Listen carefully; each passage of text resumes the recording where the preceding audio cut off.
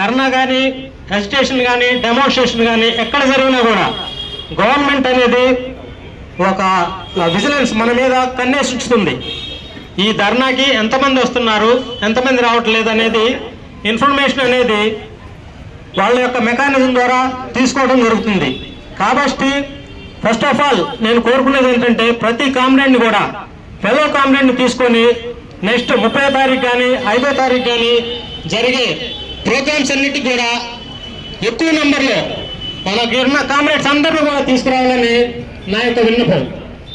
రెండవదిగా గవర్నమెంట్ మన యొక్క ఫ్రైడే బ్యాంకింగ్ అనేది ఎన్ని రోజుల నుంచి డ్రాగ్ చేస్తుందంటే మనకి ఇప్పటికైతే ఫ్రైడే బ్యాంకింగ్ అనగానే ఫ్రైడే బ్యాంకింగా ఇంకా రాదు అనే నిరుత్సాహం అయితే అందరిలో ఉందా లేదా?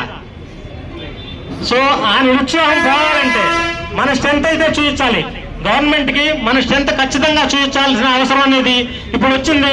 మన లీడర్షిప్ అంతా కూడా అన్ని డిమాండ్స్ వదిలిపెట్టి ఒకే డిమాండ్, సింగిల్ డిమాండ్తో ఫ్రైడే బ్యాంకింగ్ అనే నినాదంతో ఈ యొక్క ఎడ్యుకేషన్ ప్రోగ్రామ్ ఇచ్చారు. కాబట్టి మనందరం కూడా కలిసి దీన్ని సక్సెస్ చేయాల్సిన అవసరం ఎంతైనా ఉంది.